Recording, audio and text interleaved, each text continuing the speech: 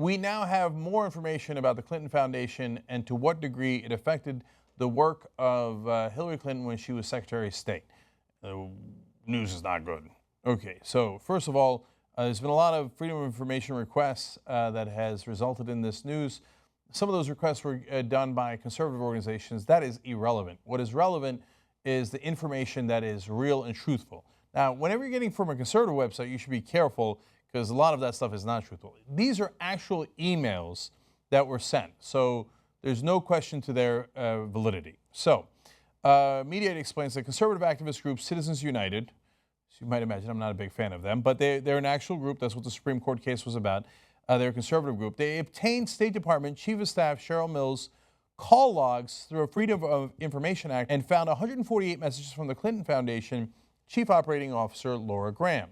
So understand this. The Chief of Staff for Hillary Clinton at the State Department is getting nearly 150 messages from the Chief Operating Officer of the Clinton Foundation. Now remember, Hillary Clinton, if you don't know, when she be going over to become Secretary of State, part of the Clinton Foundation, and says, okay, now that I'm going over there, I know that I had a lot of dealings with rich people, corporations, and foreign governments at the Clinton Foundation, which is a charity that we're running out of the goodness of our hearts, which is somewhat true and somewhat not as true, which I'll explain in a second. And she says, but as I'm going over to the State Department, I will not be influenced by what I did at the Clinton Foundation at all. And I'm going to sign a letter saying we're totally independent of that, don't care about the donors there or anything else. I'm just Secretary of State here. Now, all of a sudden, we found out, wait a minute, now there's 150 emails from, your Chief of Staff to the Clinton Foundation's Chief Operating Officer. Seems like that might be a little involved, but wait, we got a lot more where that came from. They explain further, with calls more than once a week on average, no other individuals or nonprofits called Mills nearly as frequently. So the number one person, or organization I should say, calling and emailing the Secretary of State was the Clinton Foundation. What happened? I thought you guys were separated and there was no relationship between the two. Doesn't seem that separate. All right, Mills' connection with the Clinton Foundation has recently undergone scrutiny after newly released emails showed she spent a weekend interviewing candidates for leadership positions in the nonprofit while still employed at the State Department. The Clinton campaign maintains that Mills only volunteered her personal time to a charitable organization. Now, look, let's get to the question of, is this a real charitable organization? Part one of that answer is absolutely. It's not like they're pocketing the money like Trump did with his charities. No, they're spending a lot of the money on charity, and it is absolutely worthy charities. Now, that's all you'll hear in the mainstream media. The part they don't tell you because it's uncomfortable is the Clinton campaign also houses a lot of their staff in the Clinton Foundation, and so they get to pay all of their staff through that Clinton Foundation, and then if they get back into office, oh, well, look at that. Oh, there's all my staff ready to go, and here we go. We're going to move them, a lot of them, to the White House. So it's both. Look, you could house your staff in a more nefarious organization. At least they're helping people. I'm giving you both sides of the story, okay? And these are both real. So they have a political motive for it, but they also have a charitable motive for it. The question becomes, are these things intertwined so that when you give money to the Clinton Foundation, even though it's going for charity, some of them are giving it for access to the Clintons. Is that going to affect the Clintons when they're in office? So, for example, when she is Secretary of State. Now, one of the papers in Boston did a great job of calling this out. And I like their, I believe, somewhat tongue-in-cheek comment in their editorial asking for them to stop the Clinton Foundation. They're like, well, if all these corporations and governments like the Saudi government and others want to give to charity, I'm sure there's other charities they can give to. Now, they're not giving just for charity. Not even, a lot of them not predominantly for charity. They're giving money for access to the Clintons. So when you have her Secretary of State's Chief of Staff then doing interviews for that foundation, it doesn't look like you've separated. Even if you did it for what you view to be charitable reasons, don't do that. That appears to be a conflict of interest. Now, how much does that affect them? Maybe they take the calls, but do they take any action? Okay, now we get to that part of the story. Law News explains The 20 Hillary Clinton newly released work-related emails include an exchange between Clinton and Abedin, that is one of her top staffers, Huma Abedin, in which they discussed delaying the Secretary of State's charter jet to fit in a 15-minute meeting with a billionaire businessman and contributor, Danny Abraham. According to the New York Post, Abraham donated between $5 million and $10 million to the Clinton Foundation. I wonder if they squeezed it in. Well, let's see. Well, so here's this exchange in the emails. Abedin says, Danny Abraham called this morning. He's in D.C. today and tomorrow and asked for 15 minutes with you. Do you want me to try and fit him in tomorrow? So again, Clinton as Secretary of State. She says, will the plane wait if I can't get there before 7 to 8? Abedin, yes, of course. Now, look, it wasn't automatic, to be fair to them. It wasn't like, oh, Danny Abraham, my boss, called, so I'm going to take the meeting. They had a discussion about it. But are they going to fit in that donor to the Clinton Foundation into Secretary of State's Clinton's schedule? Of course they're going to fit her in.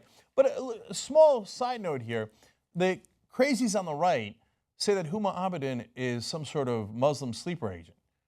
So that Muslim sleeper agent is helping to squeeze in a call from a Jewish donor who is very pro-Israel before a meeting that Secretary Clinton has with the foreign minister of Israel. That doesn't seem to make much sense at all. Okay, you can't have it both ways. It can't be some sort of secret right-wing Israeli plot and a secret right-wing Muslim plot. Okay, so pick your conspiracy theory. Now, this is not a conspiracy. This is simple, obvious things like if you give $5 to $10 million, you're going to get a hearing. Now, if you give it to her campaign, you're going to get heard. If you give it to the Clinton Foundation, you're going to get heard. And the Clinton people will say, yeah, of course, come on, the guy gave $10 million to my charity. I gave him 15 minutes. Isn't that fair? And that all went for a good cause. Others will look at it and go, no, those guys bought access to you. They get to whisper things in your ear that is relevant in your decision-making for all of us. And that's not fair. That's what we're worried about when we say systemic corruption. So what did Abraham want to talk about? Well, the content of his conversations are not in the email, so we don't know. Abraham is giving to Clinton. Presumably, he's on the left in America. I don't know what his position on Israel is. But Danny Abraham, according to the email from Huma Abedin, Danny Abraham wants to talk to you about Israel, ideally before you see Lieberman. Who's Lieberman? Avigdor Lieberman is the foreign minister of Israel. No, that's unacceptable. I don't know if Danny Abraham is a right-winger on Israel or he's a left-winger on Israel. Lieberman, we know, the foreign minister of Israel at the time, total right-winger. So maybe Abraham is saying to Hillary Clinton, go get him, like, yes, listen to whatever Lieberman says and do whatever he says. Or maybe he's saying the opposite. Oh, hell no, Lieberman's a nut, don't listen to anything he says. Either way, it is unacceptable. You can't have a donor demanding to meet with you before you meet with the foreign minister of another country and then telling you his opinion on it. Does that mean that his opinion then immediately gets, turned into U.S. policy? No. We don't live in a black and white world. But does it mean that Hillary Clinton takes that under advisement and knows that if she does the right thing, she continues to get Clinton Foundation charitable money from Abraham and later contributions to her campaign? And in other instances, speeches that she gets to put in her own pocket, money she gets to put away for her family? Of course it means that. That's the whole problem with systemic corruption. No, we can't have this. I honestly have no idea what Danny Abraham's opinions are on Israel. But I don't want to know. I don't want Hillary Clinton to know. And I don't want him to be able to buy that influence for $5 to $10 million. Okay, so now it's not just that one guy. I mean, it's slews of people. So now we go to Clinton Foundation executive Doug Bann to Huma Abedin, top aide for Hillary Clinton. Crown Prince of Bahrain tomorrow to Friday, asking to see Clinton, good friend of ours. So Clinton Foundation person going, remember the Crown Prince of Bahrain is a good friend of ours. I'm going to show you why he's such a good friend in a second. Like, hey, Doug, Huma knows that he's a good friend. You didn't have to bother writing that in the email, but thank you for the clarity. Okay, according to the Clinton Foundation website, the Crown Prince established a scholarship fund for the Clinton Global Initiative that had contributed $32 million by 2010. By the way, that $32 million only bought him 10 minutes. I don't know if that's such a great investment, but look at what people are willing to pay. You think that the Crown Prince of Bahrain is giving to the Clinton fund just because he cares about charity? He couldn't find any other charity? And you think that that 10-minute meeting that he's asking for from Hillary Clinton is not related to the money he gave?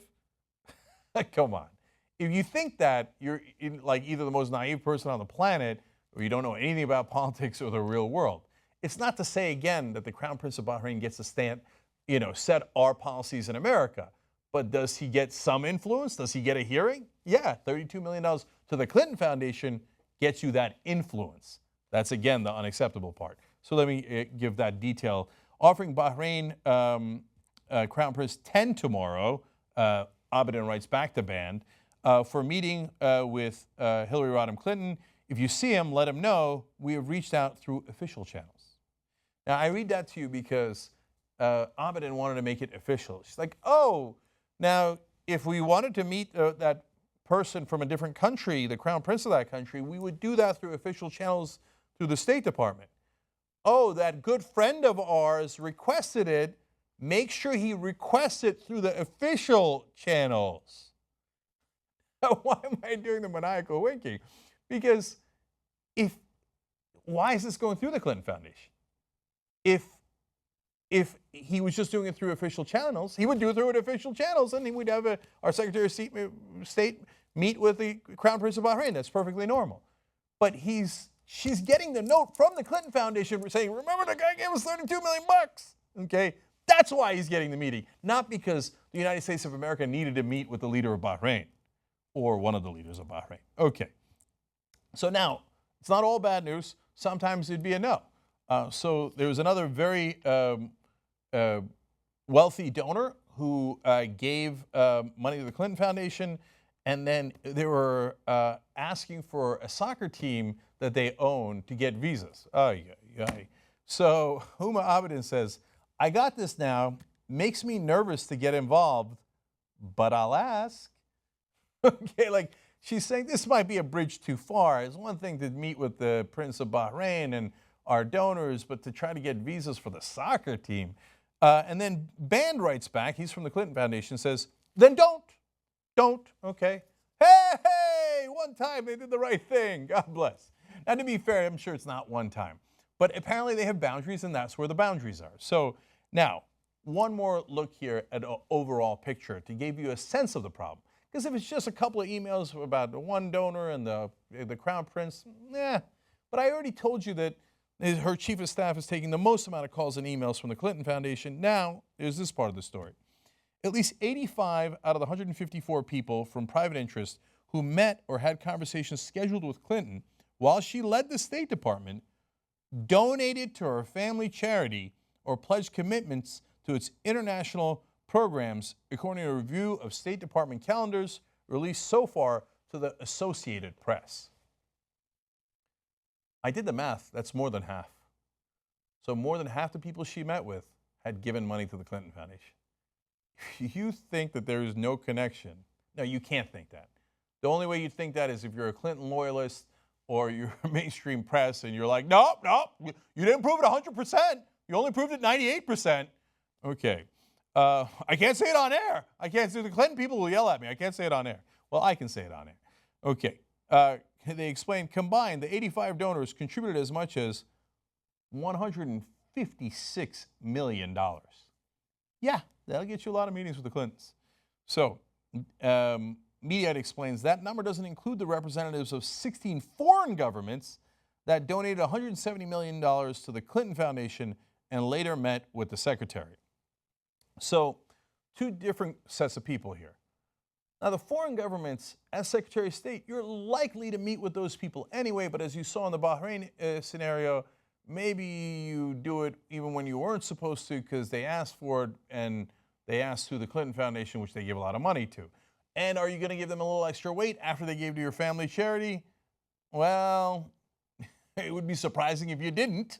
And these people are not all suckers. Some of these people are the richest people in the world. They're not throwing the money away. It's an investment because they think that that access will make them more money. Plus, They're wonderfully charitable. And I say that with some degree of sarcasm, but the reality is that it's both. Look, some of them are charitable. Some are more charitable, some are less charitable, but they also know that it buys them access. Okay, so, but for the private donors, well, they weren't necessarily going to meet with Hillary Clinton when she was Secretary of State. They're not like the foreign governments, but they got to meet with her anyway because overall they gave her $156 million. Finally, again, Mediaite explains here, many of the donors who met with Clinton sought specific favors. Wall Street executive Stephen Schwarzman, for example, donated between $250,000 and $500,000 and later met with Clinton in a 2009 breakfast meeting. The next day, emails show the State Department was working on a visa issue at Schwarzman's request. And that's how this game is played. And that's exactly why the American people hate this game. They can't stand it. This is the establishment at its best and worst. And this is why the American people want change. Because it's not that Hillary Clinton is a particularly evil person. And remember, the money goes to charity, and the charity does go to wonderful things that helps the poor, the needy, the sick throughout the world.